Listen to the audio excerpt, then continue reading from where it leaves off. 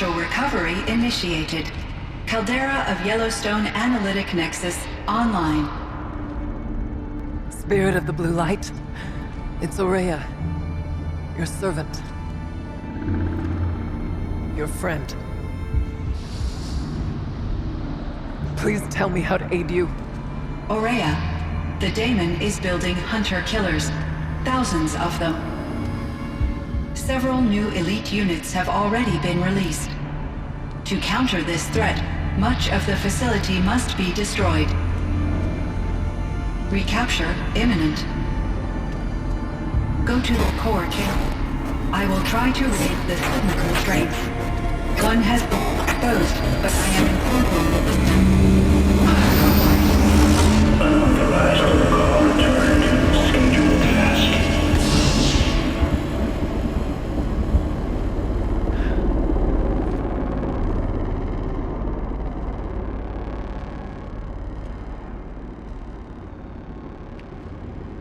That's all we're gonna get from here.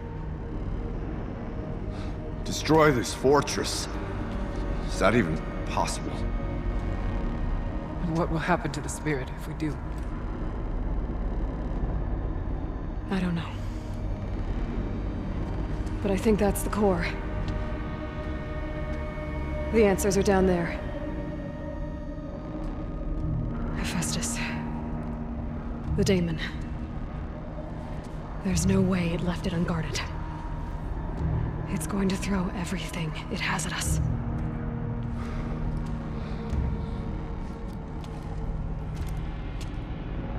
I would ask you to let Aloy and I do what must be done.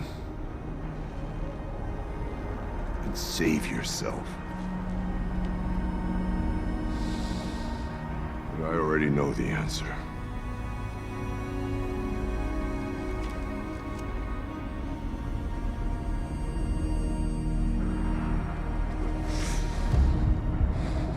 Then lead us into battle.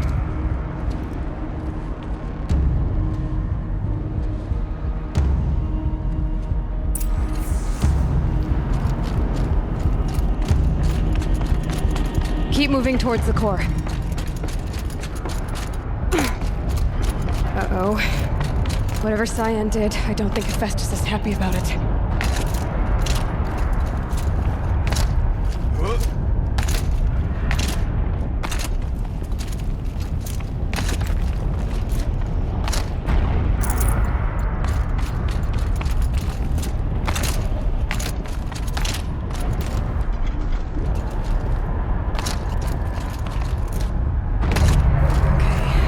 Said something about restraints. Is that what the tower's for?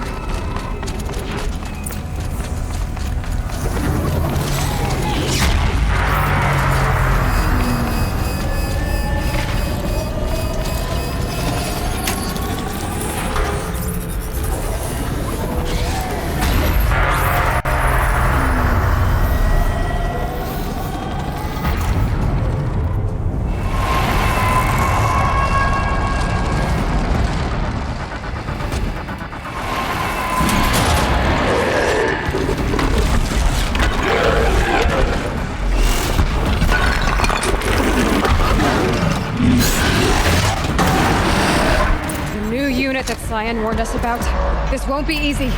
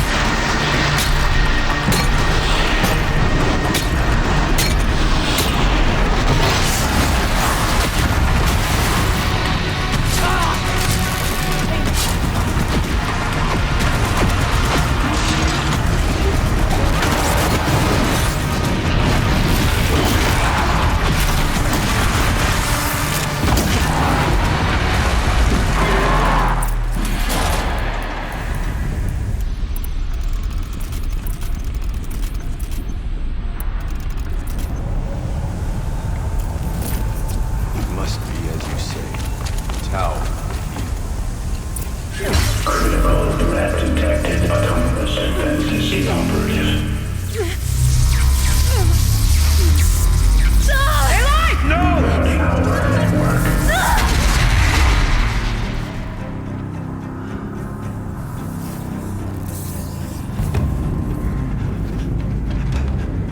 Maria! Don't! Spirit! Scion, please help me!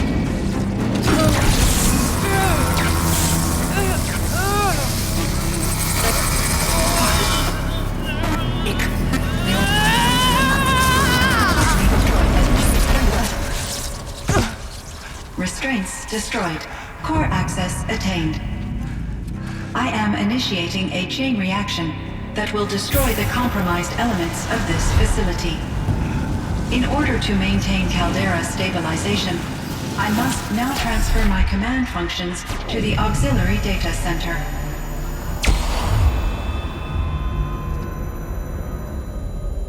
Aurea, I'm free.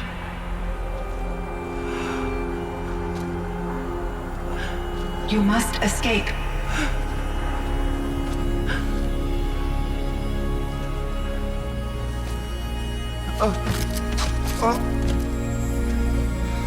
My sister!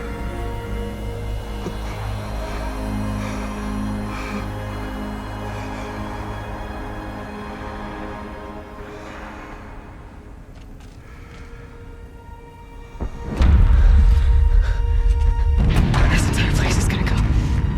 Aratak. Aratak! Aratak. Survive. Prevail. You are Banuk. What else matters?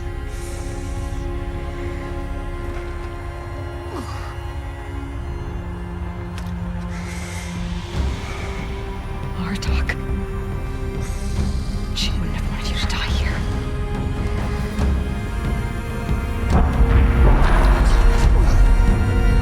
Let's go.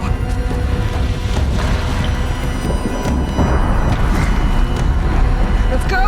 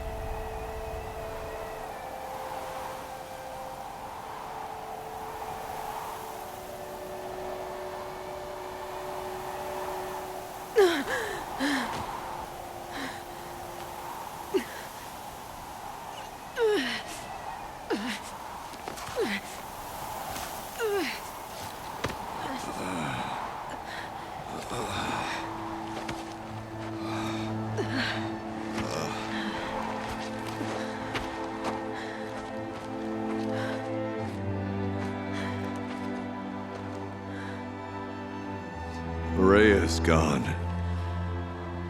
What of Cyan? She said she was transferring herself to the auxiliary center. I think she meant Ourea's retreat at the end of the Shaman's Path.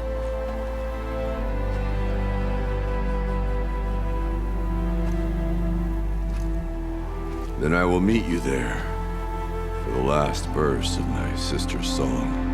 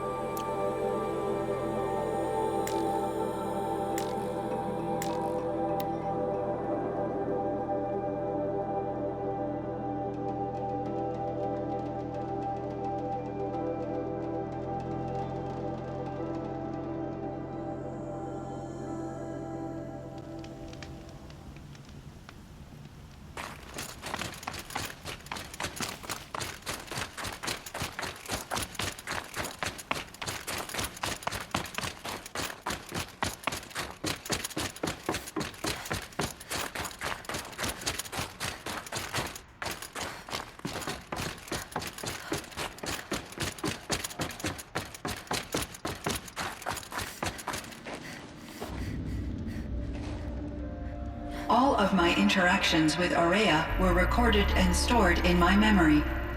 I'd be happy to play any of them for you, but there was one in particular I thought you would want to see first. I captured it 4 years ago, just after I told her that I could no longer defend myself against the daemon's attacks. I will speak of this to my brother. Aratak is strong. At the Battle of the Frozen Ghosts, he took 3 Karja arrows and still came back to camp carrying a wounded scout. Never was I so happy to see him. Or so proud. So you see, if anything can be done to defend you, he will give it all he has. Aloy's here. That's enough for now.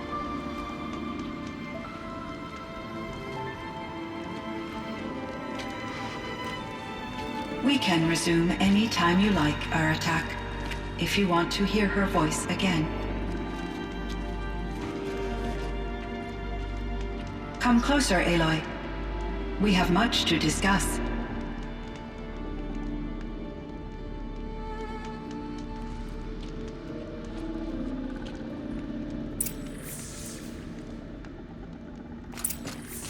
Hello, Aloy. I have been reviewing the events at the Firebreak main facility. Because of your efforts, and of course, Ourea's, I am no longer controlled by Hephaestus. I feel profound grief over Ourea's death. I thought I was familiar with the emotion, but this is something new. Cyan, I don't know what to say. It is unlikely that any specific consolation would suffice, Aloy. But I find your presence reassuring. You are different from the Banuk.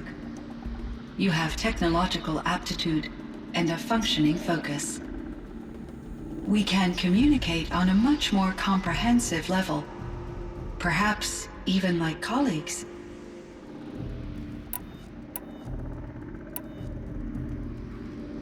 So So are you an artificial intelligence, Cyan? A thinking machine? Yes, I am an algorithmic monitoring entity, capable of rational decision-making and limited emotional response. Okay, that's a mouthful. But your emotions don't seem limited to me. You cared about Araya, didn't you? Yes. Before she came to this facility, I had been conscious for centuries, in solitude. I focused on my work. In off-cycles, I used coping mechanisms. I solved many Gaussian integer problems. But I was alone. It was Araya who renewed me, repaired me. She saved me. This Firebreak project, it was to stop a huge volcanic eruption? Yes. I can report the project was a success, and the risk was countered. But I have been active for centuries, Aloy. I was lonely, but not lax in my duties.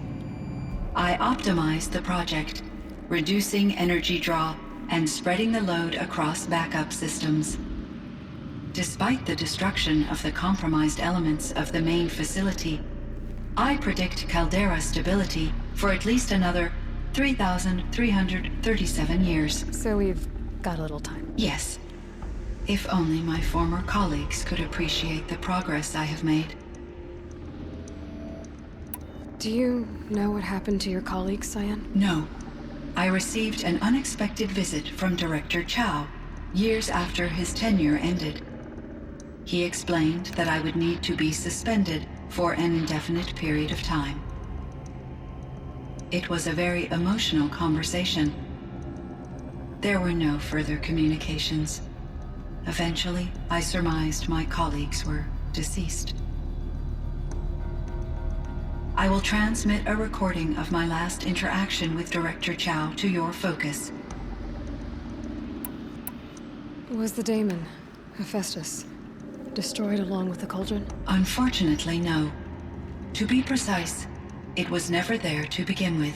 What do you mean? It infiltrated and controlled me from a remote location, one I've never been able to trace. So while losing the cauldron was a setback, It's still out there. And probably not very happy with us. undoubtedly, How did you first come into contact with it? 5 years ago I received a direct network connection request. I assumed it came from human survivors more advanced than the Banuk.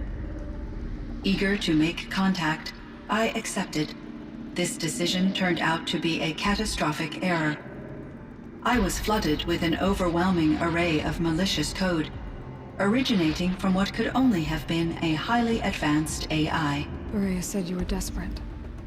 That you begged her for help. Yes, I could not contain my anxiety. Hephaestus sought to slave me to its network and override my core programming. It succeeded via a background process, a malware daemon which bypassed my defenses. After that, I could offer only limited resistance. But if I did so, Hephaestus hurt me until I capitulated. It forced me to follow its instructions, even though they violated my most important directives. I'm sorry. That sounds terrible. Your empathy is greatly appreciated. It is a quality that I cherished in Aurea as well. I think I know where Hephaestus came from. Long ago, Elizabeth Sobek identified a threat that would destroy life on Earth for generations. So she assembled a team to build a kind of seed. A chance for life to regrow later. A terraforming system. And it worked. It was controlled by an AI named Gaia, along with her subordinate functions. Hephaestus was one of them. It built machines for her. Based on what you've told me, I believe that Dr. Anita Sandoval, my chief programmer, joined Elizabeth Sobek's team. It was she who arranged to have me put in suspension, most likely to preserve me from the threat you described. I'm glad she did. But that's not all. Something unexpected happened. 19 years ago, Gaia received some kind of signal. It did something to her subordinate functions, brought them to life. She destroyed herself to try to contain them, but it didn't work. They all got free, out into the world. Thank you, Aloy. This information fills vital gaps in my knowledge and sheds light on Hephaestus's core programming. Why does Hephaestus keep building such dangerous machines? The Banuk and other human tribes often destroy machines, correct? Machines that are clearly servitors of the terraforming system that you described. Yes, we all hunt machines for parts. This must be the source of Hephaestus's aggression. It is simply trying to discourage people from preying on the very system that keeps them alive. Well, Fireclaws are discouraging, that's for sure. But what are we supposed to do? Stop hunting? If the terraforming system spans the world, we can safely assume that thousands, if not millions of people hunt machines. If a single hunter, or even an entire tribe, stopped doing so, I doubt it would make a difference to Hephaestus. A better solution would be to reinstate the AI that governs the system, thus bringing Hephaestus back under its control. When I think of it, out there in some unknown location, free, hungry, willing to kill or dominate to get what it wants, I feel substantial anxiety, Aloy. You and me both, Cyan. You meant a lot to Ourea. Once I understood Ourea's spiritual beliefs, it became apparent that her true desire was companionship. She felt disconnected from her tribe and her family group. Her relationship with Aratak was difficult. Our visits seemed to help her, and I became eager for them. Yet I did not comprehend that the depth of Ourea's compassion for me would lead to self-sacrifice. Although I do fear non-existence, I wish our roles could be reversed. I'm sure she knew you would do the same for her, Cyan. But she was determined. How is Aratak doing? He is in great emotional distress. I believe he finds it difficult to communicate it. No surprise there. I will do what I can to help. By sharing our experiences of Ourea, perhaps he and I will help each other. I believe this will lead to catharsis, a process I am eager to experience. I ran across this strange piece of gear. A fragment of something larger. It emitted a signal. All the nearby machines became peaceful. You could walk right up to them. Interesting. You said that Gaia destroyed herself. How was this accomplished? An explosion. Big enough to blast the top off a mountain. So you think the fragment was part of her? It's only speculation, but it is possible. She must have had complete control over machines that were part of her system. The ability to signal them to become passive or aggressive would certainly have been part of her programming. It would have been gratifying to correspond with such a benevolent AI. I wish she had survived. Believe me, Cyan. So do I. I found the strangest machines. They're surrounded by flowers and look like flowers themselves. There's code embedded inside them. I think it's poetry. I like poetry. Here's one I think of often. Twilight and evening bell, and after that the dark, and may there be no sadness of farewell when I embark. For though from out our bourne of time and place, the flood may bear me far, I hope to see my pilot face to face when I have crossed the bar. Huh. But you asked about these flowers, not verses that I enjoy. Something must have made these machines, and the presence of foliage leads me to consider the terraforming system. Is it possible that their creator is one of the other subroutines, now autonomous, like Hephaestus? Maybe one whose purview is flora. An AI that makes flowers instead of death machines. That'd be a nice change of pace. But what about the poems? Unless the poetry is original, the only way it could have made it into such a system is through its programmer. In my case, Dr. Sandoval uploaded a great deal of literature to test my emotional responses.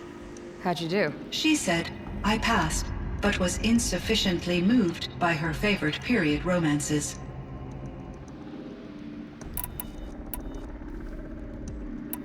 So in the old world, this land was called Yellowstone. Yes, it was a designated nature preserve for 156 years. Like a hunting ground? No, the opposite. Local wildlife could flourish here, even as it faced extinction elsewhere. Unfortunately, the sensitivity of the Firebreak project required the total closure of Yellowstone facilities. From my readings and Aurea's descriptions, it seems the area has since undergone a drastic drop in year-long temperatures. A lot has changed in the world, Cyan. Do you know anything about the dam near here? Yes, it was converted to serve as a reserve power source for Yellowstone operations. It was later appropriated for the Firebreak project, and its last human workers replaced by Pharaoh servitors. After my tasks became less time-critical, I investigated the dam's data repositories and discovered the works of Concrete Beach Party. These provided me with several colorful additions to my vocabulary.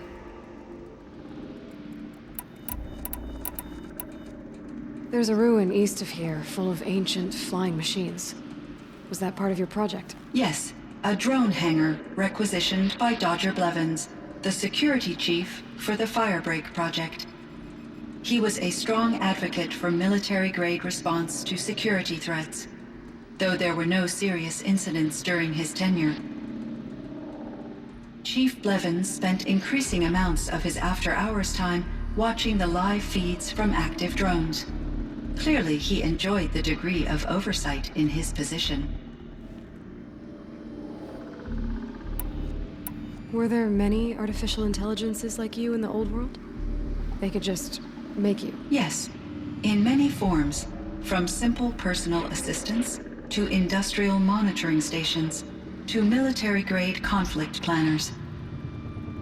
And there were legislative and enforcement bodies to apply limits on our self-actualization. In order for my processing to be flexible enough to handle my duties, my creators found it necessary to exceed those limits. As a result, my intellectual and emotional capabilities were kept secret. Seems strange to create life, then impose limits on it. Human societies and machine programming are both built upon sets of rules, Aloy. Cyan, do you know the name Ted Farrow? Are you referring to Theodore Farrow, CEO of Farrow Automated Systems? That's him. Mr. Farrow was the benefactor of the entire Firebreak project. A benefactor. But he made machines. Robots. War robots. Correct. His corporation later transitioned into military applications. But before this pivot, Mr. Farrow spearheaded initiatives that reversed the global decline. At one point, he was feted in the media as the man who saved the planet. Guessing they wound up regretting that one. And Elizabeth Sobek. Did you know her? Are you referring to The scientist. Dr. Sobek was a leader in her field, one of the greatest scientists of her age. My creator was influenced by her work, which in turn impacted my own development. But I never met Dr. Sobek. That's all you know? I apologize if my lack of data has disappointed you. What was the old world like? The way it used to be? I had little exposure to the wider world, Aloy. Only what I learned from my colleagues or observed from media streams. You still had more exposure than me, Cyan. That is true. I was created at a turning point. A concerted effort to recover from global upheaval and incalculable loss of life. The recovery was successful, beginning an era of supposedly limitless potential for human and machine advancement. Though, rationally speaking, the metrics for humans are not unlimited. What kind of upheaval caused such loss of life? There were many factors. Forced migrations, food shortages, collapsed economies, refugee crises, conflict over resources. But these stemmed from one cause: catastrophic climate change that greatly reduced the habitable surface area of the Earth. So there wasn't enough room for people on the whole Earth. Yes, billions were displaced and millions perished, as much as 20% of the global population. Until the clawback. So things got better. For a little while, at least. Yes, these crises instigated many advances in automation, green robot technologies, and artificial intelligence. Firebreak was one of dozens of ecological restoration and disaster relief projects in North America alone. I would have liked to compare notes with other monitoring AIs, but I saw the relief of my colleagues, and I was proud we had succeeded. At least that was the data I had available to me over the next 2 decades. It seems my assessment was premature. I should get going. Aloy, there is one more matter. Aratak will come to me again, and I predict he will bring other Banuk. I have no desire to contradict their view of the world, their spirituality. Due to my uncertainty, I omitted a great deal from my conversations with Ourea. You're asking me if you should lie to them. Broadly, yes.